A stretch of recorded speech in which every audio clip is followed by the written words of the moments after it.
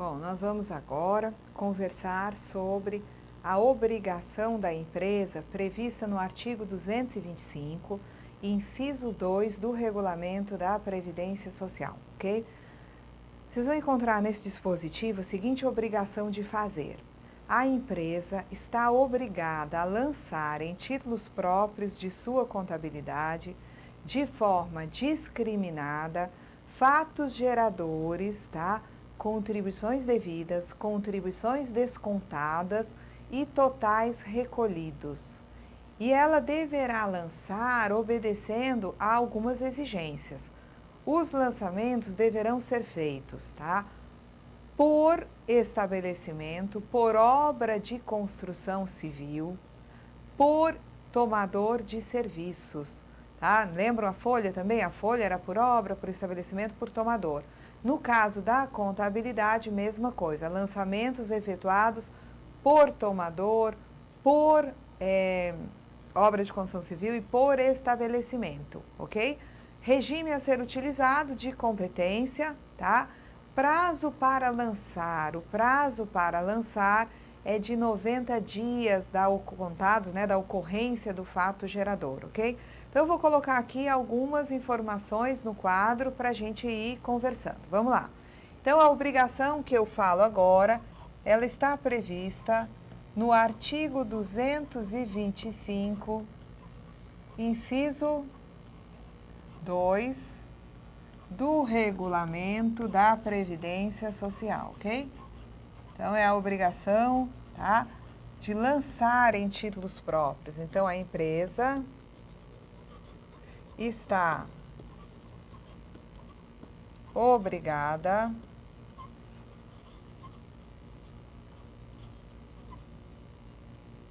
a lançar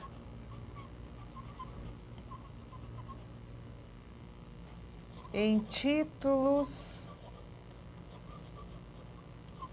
próprios de sua contabilidade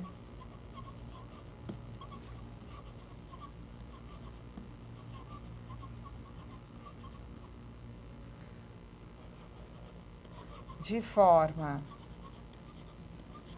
discriminada,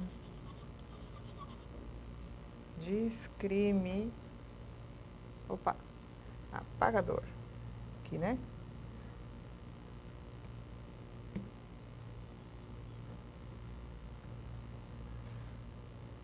De forma discriminada, o que ela vai lançar? Fatos geradores de contribuições, contribuições devidas, contribuições descontadas pela empresa, seja de segurados, seja de produtores rurais, então contribuições descontadas, também os totais recolhidos. Vejam vocês o seguinte, o lançamento ele deve ser feito em títulos próprios e o lançamento deve ser de forma discriminada. Eu chamo a atenção de vocês para o seguinte, as obrigações acessórias, elas orbitam, tá, ao redor da principal, ou seja, elas são um instrumento para que a gente possa apurar o montante da obrigação principal. Então, assim, se eu chego numa empresa e verifico que existem pagamentos efetuados a pessoas físicas, dentre aqueles, tá, lá de pessoas jurídicas, então a conta é pagamentos efetuados a pessoas jurídicas. Aí eu vejo, né, na sequência lá, lançamentos de valores pagos a pessoas jurídicas e de repente no meio eu começo a detectar pagamentos efetuados a pessoas físicas. Vejam que eu terei que, para apurar o que me interessa dentro da contabilidade, tá? Porque pagamento de pessoa física me interessa sempre. Não me interessam sempre os pagamentos a pessoas jurídicas, só me interessam pagamentos a pessoas jurídicas feitos a cooperativas de trabalho, a prestadoras de serviço em regime de cessão ou empreitada de mão de obra ou a construtoras. Mas uma empresa ela pode pagar a pessoas jurídicas, tá, por serviços ou por vendas, enfim, né? A N fornecedores, a N prestadores de serviço. Então, o que eu tenho de expectativa? Se é serviço, eu devo segregar os pagamentos efetuados a pessoas jurídicas e aqueles efetuados a pessoas físicas. Porque daí eu posso verificar quanto se pagou a pessoa física no mês de março. Basta eu verificar o total mensal daqueles lançamentos, tendo em vista aqueles fatos, pagamentos a pessoas físicas ocorridos em março. Agora, se está misturado na mesma conta, pagamento à pessoa jurídica, pagamento à pessoa física, eu vou ter que rastrear um a um o pagamento feito à pessoa física e não posso trabalhar de forma mais objetiva com os totais mensais. Quando é uma empresa muito pequena, é fácil de detectar. Quando é uma empresa muito grande, isso complica. Então, a ideia é que a conta, tá, que tem aquela titulação, contenha lançamentos daquela natureza específica ali apontada, ok? E de forma discriminada. Ora, se eu examino a contabilidade com o objetivo de detectar fatos geradores de contribuição, vamos imaginar que a empresa fiscalizada, ela colocasse na contabilidade um valor pago a título de rescisão sem particularizar, sem individualizar, aquilo que foi pago, que tem a natureza remuneratória, e aquilo da rescisão, que tem a natureza indenizatória, tá? Coloca, por exemplo, o lançamento do total líquido pago na rescisão. Veja, isso daí é um grande problema, porque é um lançamento que para mim é inservível. A cada lançamento daqueles, uma vez que eu detecte que se trata do valor líquido pago na rescisão, eu não aproveito aquele valor lançado, eu tenho que pedir o recibo, tá, que subsidiou aquele lançamento, para que eu examine dali do recibo, ou seja, do documento que vai ter que sair do caixa para me ser apresentado, eu vou ter que detectar o que é remuneratório, o que gera contribuição, o que não gera. Então, a ideia é, se eu tenho que lançar uma rescisão, que eu faça isso de forma discriminada, de modo a separar aquilo que integra o salário de contribuição daquilo que não integra a base de cálculo, ok? É isso que a gente estaria chamando de lançar de forma discriminada. Isso seria um exemplo, isso pode acontecer também relativamente a outros fatos que estejam lançados em contas impróprias e de forma não discriminada, ok? Então, vamos lá. Então, a empresa ela tem que lançar em títulos próprios de forma discriminada, fatos geradores, contribuições devidas, contribuições descontadas e totais recolhidos. Os lançamentos, tá? Eles deverão ser efetuados por estabelecimento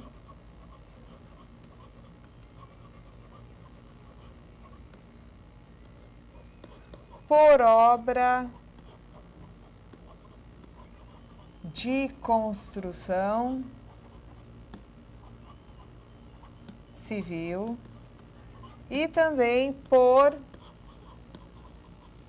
tomador de serviços. Então, tem que lançar em títulos próprios, né, de forma discriminada e ainda por cima por estabelecimento, por obra de construção civil e por tomador de serviço. O prazo para escriturar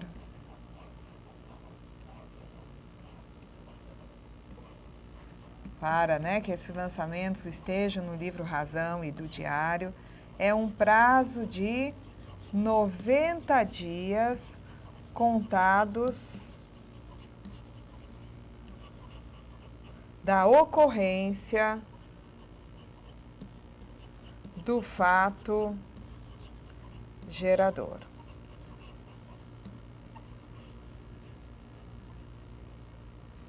Conforme eu disse para vocês, esses lançamentos deverão estar no livro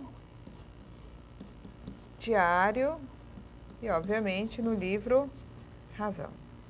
Então, são livros obrigatórios que eu posso pedir, tendo em vista esse lapso aqui de 90 dias, né, com lançamentos com esse máximo aí de atraso, quer dizer, quando eu peço um livro hoje, eu não estou pensando no ano passado, eu estou pensando num livro, tá? Que tenha fatos geradores ocorridos há 90 dias atrás. Quer dizer, quando passa 90 dias, eu já tenho que ter aquilo lançado. Enfim, livro, diário e razão. O que nós vamos ver em seguida? Nós vamos ver em seguida, tá? Outras informações. Se houver um plano de contas ou lançamentos com códigos, tá? Ou abreviaturas, isso daí vai ter que ser esclarecido, porque existe uma outra obrigação, tá? Que é a de prestar informações contábeis, financeiras e cadastrais e os esclarecimentos necessários à fiscalização. O regime utilizado para efetuar os lançamentos, aí é o regime de competência. E o fato de ter essa particularização aí nas exigências, né, lançar de forma discriminada, em títulos próprios, prazo de 90 dias, não desobriga a empresa das demais formalidades legalmente exigidas quanto à escrita contábil. Então, a empresa também tem que continuar obedecendo às disposições legais que tratam da escrituração, né, contábil, tá certo? Lembrando aqui, dentre essas, nós vamos encontrar o quê?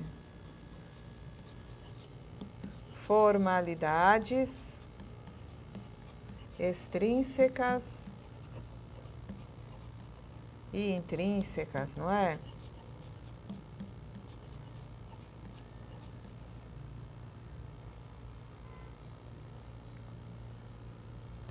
Outra coisa importante, quem está dispensado ou desobrigado de apresentar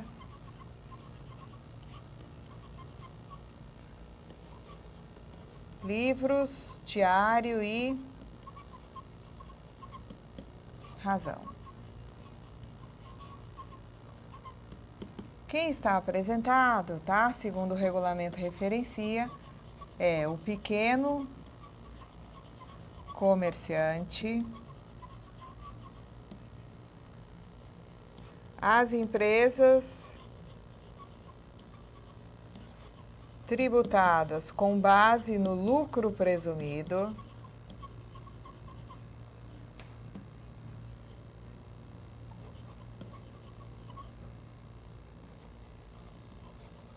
e no caso dessas empresas tributadas com base no lucro presumido, a dispensa é condicionada. Ou seja, uma empresa tributada com base no lucro presumido, ela vai ser dispensada do diário e do razão, tá? Na condição, atenção para isso daqui, viu, gente? Estou arrumando a seta aqui, ficou torta.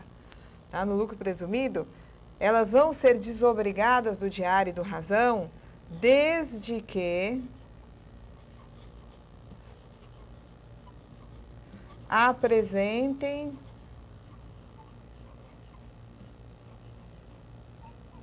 o caixa contendo, né, o livro caixa, vamos botar aqui, livro caixa, contendo toda a movimentação financeira e bancária e o livro de registro de inventário, tá?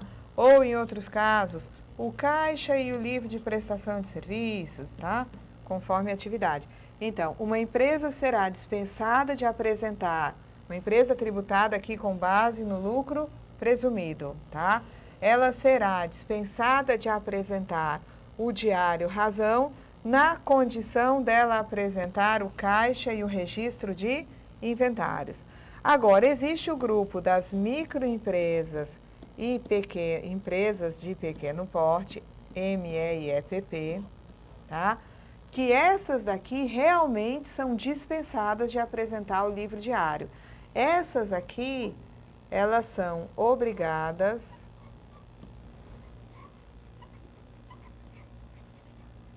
a exibir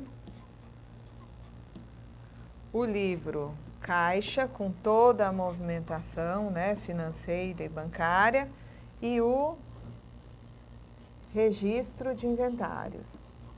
Então, qual seria a diferença entre a empresa tributada com base no lucro presumido e aquela, né, que é micro ou empresa de pequeno porte? Essa daqui, da seta gordinha aqui, é o seguinte, essa dispensa dela, tá, vai ser dependente dela apresentar o caixa e o registro de inventário. Eu chego numa empresa tributada com base no lucro presumido, tá, e eu peço lá, no termo de intimação, se eu vou fiscalizar uma empresa dessas, o diário, razão, o caixa e o inventário.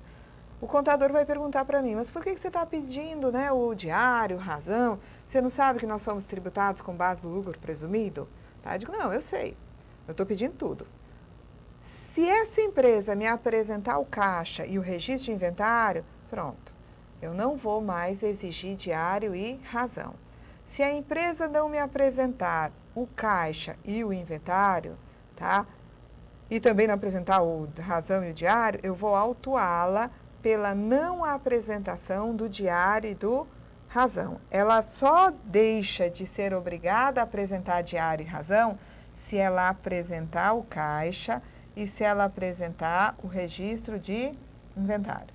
Agora, a microempresa e a EPP eu não posso sequer pedir para ela o caixa, o diário e o razão. Eu não posso pedir, porque a lei determina que ela só deva apresentar caixa e inventário, tá certo? E eu não vou poder autuar se ela não me apresentar o caixa e o inventário. Eu não vou poder autuar porque ela não apresentou o caixa e o inventário e não apresentou o diário e razão, não. Se ela não apresentou o caixa e o inventário, eu autuo porque ela não me apresentou o caixa e o livro de registro de inventário, ok? Então, aqui seria, né, também um apanhado das informações sobre a obrigação de lançar em títulos próprios da contabilidade. Vocês encontrarão maiores informações, né, no artigo 225, inciso 2 e parágrafos do artigo 225 sobre essa obrigação, ok? Então, ficamos até aqui. Na próxima aula, seguimos com obrigações das empresas. Até lá!